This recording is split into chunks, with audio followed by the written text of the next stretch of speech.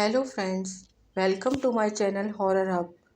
अगर आप हमारी कहानियाँ और सुनना चाहते हैं तो हमारे चैनल को लाइक करें और सब्सक्राइब करें।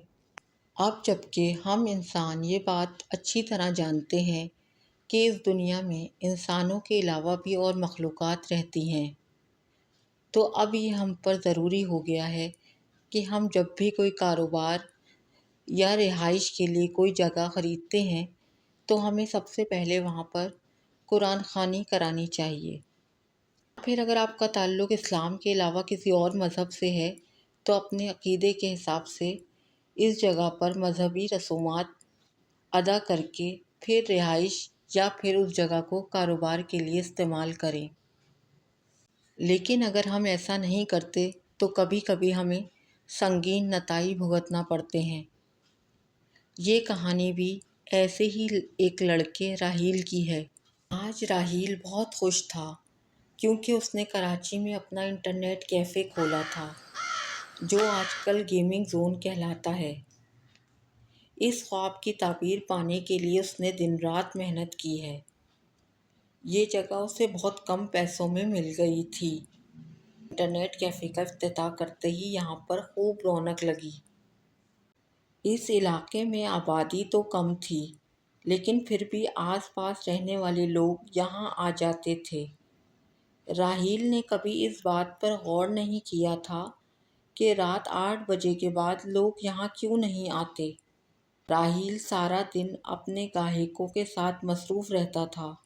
कारोबार को तरक्की देने के लिए उसने सोचा था कि वो रात 12 बजे तक यहाँ रुका करेगा। अगर कोई कैफ़े इस्तेमाल करना चाहे तो आ सकता था। पहला महीना तो बहुत अच्छा गुज़रा था, लेकिन चंद दिन से अजीब बातें हो रही थीं। कभी किसी को कोई ईमेल मिलती कि यहाँ से चले जाओ, किसी का कीबोर्ड खुद ही काम करने लगता और जो लिखा जाता वो पढ़ने के काबिल नहीं होता था। कभी कभी ऐसे मंज़र दिखाई देने लगते कि दिल दहलाने वाले होते। कभी खून से लिखा जाता, ऐसा लगता जैसे ताज़ा खून अभी स्क्रीन से बाहर निकलकर गिरेगा। कभी खूनी आंखें बनती, कभी टूटे बिखरे अज़ा नज़र आते थे। जिसके साथ भी ये होता वो दहशत से बेहोश हो जाता या फिर वो ऐसा भागता कि कभी पलट कर वापस ही ना आता। राहील इस सारी सूरत हाल से बहुत परेशान था। ऐसे हालात की वजह समझने से वो कासिर था कि ऐसी कोई बात इससे पहले सुनी नहीं थी और देखी भी नहीं थी। पहले पहल तो वो इसे अफवाह समझने लगा, लेकिन रात 12 बजते ही इसके सारे कंप्यूटर खुद ही ऑन हुए और फिर इनसे खौफनाक आवाज़ें आने लगी थीं। जगह बैठा था वहाँ से हिल ही नहीं पाया था। कभी किसी लड़की की रोने की आवाज़ आती और कभी खौफनाक कहकहे लगने लगते। कभी वो राहील का नाम लेकर उसे मदद के लिए पुकारने लगती। अचानक शोर सुनाई देता, ऐसा लगता कि ढेरों चमगादड़ वहाँ से गुजर रही हैं या उन्होंने अपना शिकार पकड़ लिया है। वक्फे वक्फे से बदबू आने लगती, जिसकी वजह से सांस लेना मुहाल होता। राहील का पूरा वजूद पसीने में भीग चुका था। आज की रात इसे अपनी ज़िंदगी की आखिरी रात लगने लगी थी। इसे जितनी कुरानी सूरतें याद थीं इसने सब पढ़ लीं और अपने गिर्द आयतुल कुर्सी का हिसार कर किए वो अपनी कुर्सी पर बैठा रहा। इसी दहशत के आलम में रात के 4 बज गए थे। दूर कहीं से अजानों की आवाज़ें आने लगीं तो सब कुछ मामूल में आने लगा था। सारे कंप्यूटर जिस तरह खुद ब खुद ऑन हुए थे अब खुद ही खुद बंद हो गए थे। अब ऐसा सुकूत छाया था जैसे यहाँ पर कुछ हुआ ही ना हो। सुबह की रोशनी के साथ ही इसने कैफ़े को ताला लगाया और फिर घर चला गया। अभी इसे घर पहुँचे चंद ही मिनट हुए थे कि इसके दरवाजे पर दस्तक होने लगी। इसने दरवाज़ा खोला तो वहाँ कोई भी नहीं था। वो इसे अपना वहम समझकर जाकर सो गया। उस दिन कैफ़े बंद रहा था। अगली सुबह इसने कैफ़े खोला तो अजीब सी बदबू ने उसका इस्तकबाल किया था। وہ حیران ہوا کہ کیفے تو صاف ستھرا تھا تو ناگوار سی بو کہاں سے آ رہی تھی۔ یہ سوچتے ہوئے لیکن چند قدم چل کر ہی اس کے قدموں نے آگے بڑھنے سے انکار کر دیا تھا، کیونکہ سامنے ایک کری شکل و صورت والی عورت خون پی رہی تھی۔ اس کے آس پاس گوشت کے ٹکڑے پڑے تھے۔ بہت دیر کر دی آنے میں تو کب سے تمہارا انتظار کر رہی ہوں راحیل۔ اسے دیکھتے ہوئے وہ اپنی چیختی آواز میں بولنے لگی۔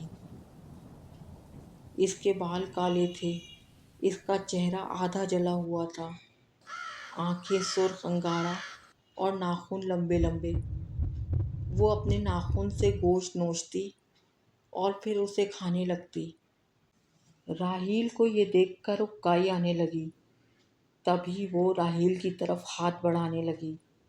یہ دیکھ کر راحیل نے وقت ضائع کیے بنا باہر کی جانب دوڑ لگا دی۔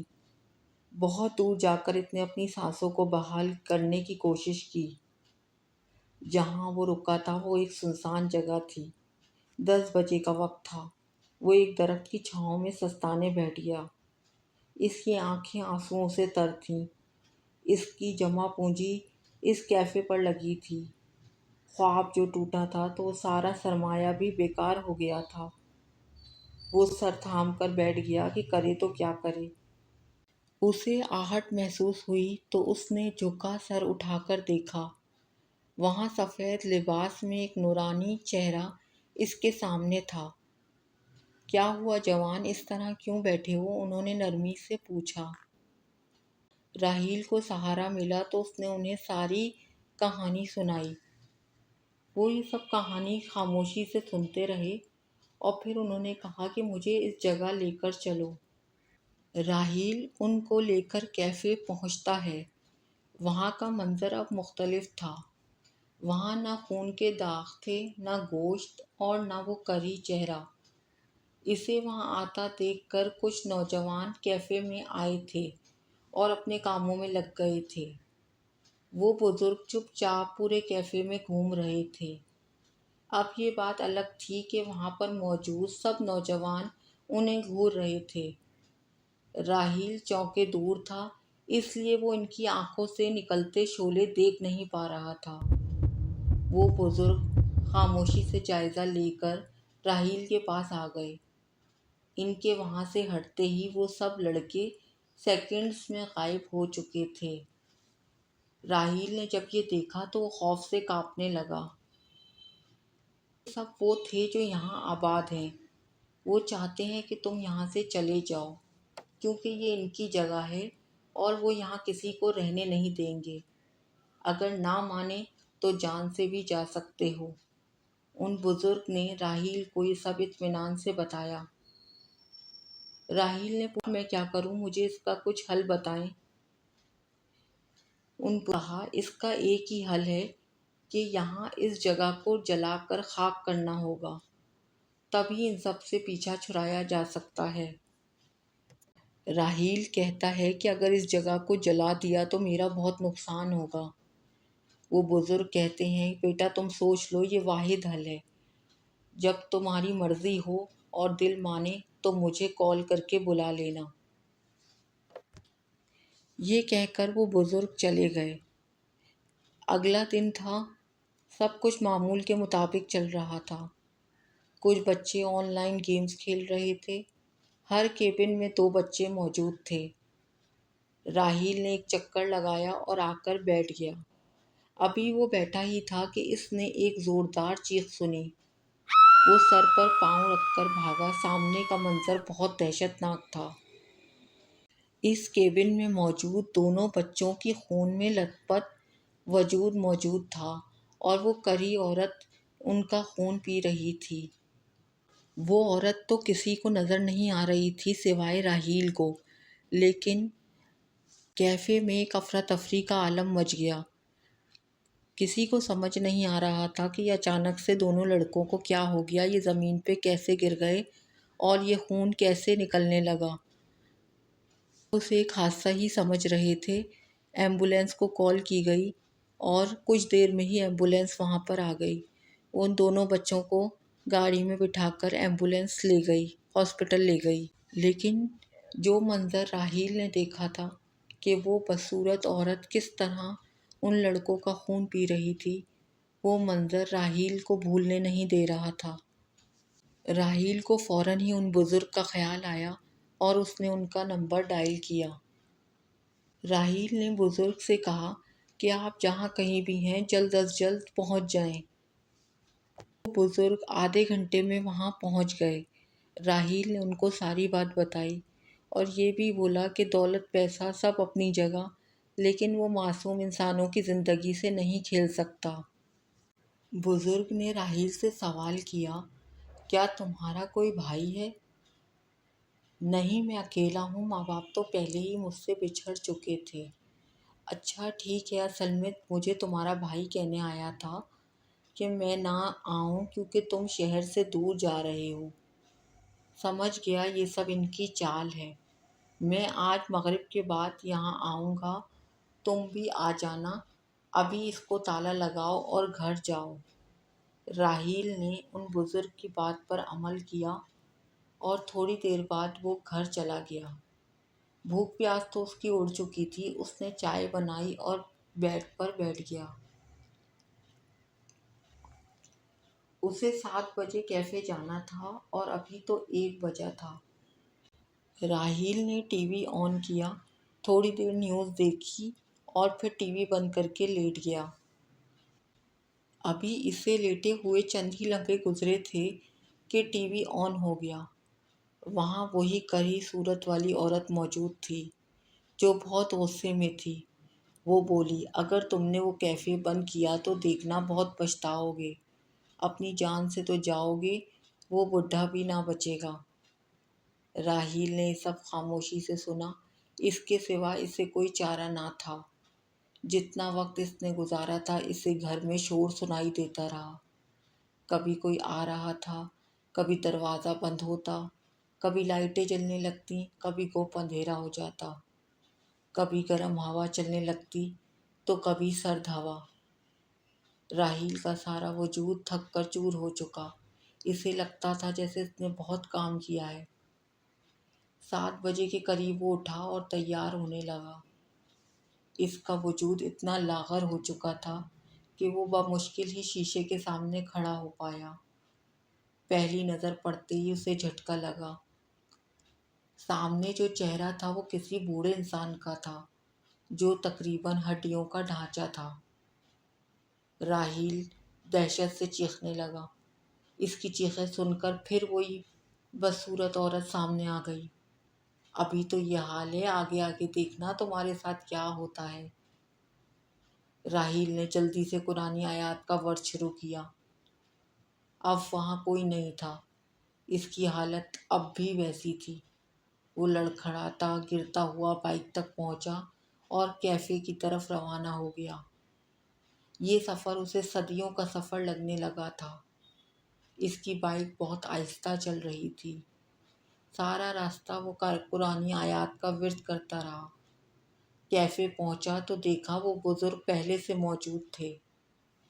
بزرگ راحیل کو دیکھتے ہی سمجھ گئے کہ یہ سب اسی بدصورت عورت نے کیا ہے، لیکن انہوں نے راحیل کو ہمت دلائی کہ اللہ پہ بھروسہ رکھو، سب ٹھیک ہو جائے گا۔ بزرگ نے راحیل کو ایک تیل دیا اور اسے کہا کہ یہ اس عمارت کے اندر اور آس پاس گرانا ہے۔ یہ ایک خاص طرح کا تیل ہے جو انہوں نے بڑی مشکلوں سے تیار کیا تھا۔ ساتھ ہی انہوں نے راحیل کو تعویذ بھی دیا۔ تعویذ راحیل نے کپکپاتے ہاتھوں سے گلے میں پہن لیا۔ پھر دونوں نے پہلے اندر تیل ڈالا اور پھر باہر کی جگہ پر تیل کو ڈالا۔ اس دوران انہیں بہت ڈرایا گیا۔ کبھی کالے کپڑوں میں اڑتی مخلوق نظر آتی، کبھی خون بہتا دکھائی دیتا، کبھی کوئی بدصورت شکل اچانک سے سامنے آ جاتی، لیکن یہ دونوں تلاوت کرتے رہے تو کوئی جانی نقصان نہ ہوا۔ اس طرح باہر بھی چاروں طرف تیل ڈال دیا۔ اب انہوں نے راحیل سے کہا کہ بیٹا وہاں جا کر کھڑے ہو جاؤ، جب تک میں نہ بلاؤں مت آنا۔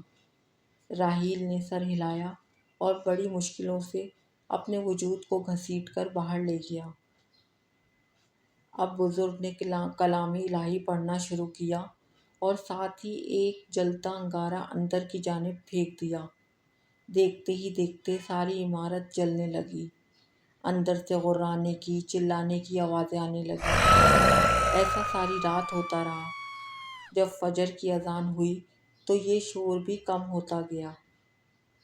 وہ بزرگ راحیل کے پاس آئے۔ اب وہ یہاں کبھی نہیں آئیں گی، یہ کہہ کر انہوں نے راحیل کو آواز دی۔ راحیل نے ان بزرگ کا بہت شکریہ ادا کیا کہ ان کی وجہ سے راحیل کی اور بہت سے نوجوان لڑکوں کی جان بچ گئی، لیکن ساتھ ہی ساتھ اسے یہ غم بھی سہنا تھا کہ اس کا پیسوں کا بہت زیادہ نقصان ہوا تھا۔ جس محنت اور شوق سے راحیل نے اس انٹرنیٹ کیفے کو خریدا تھا اور اپنی کامیابی پر وہ خوش تھا، آج اس کی کامیابی اس کی آنکھوں کے سامنے جل رہی تھی، لیکن پھر بھی وہ اس بات پر خوش تھا کہ اس نے بہت سے لڑکوں کی جان بچا لی اور اس مخلوق سے سب کو آزاد کرا دیا۔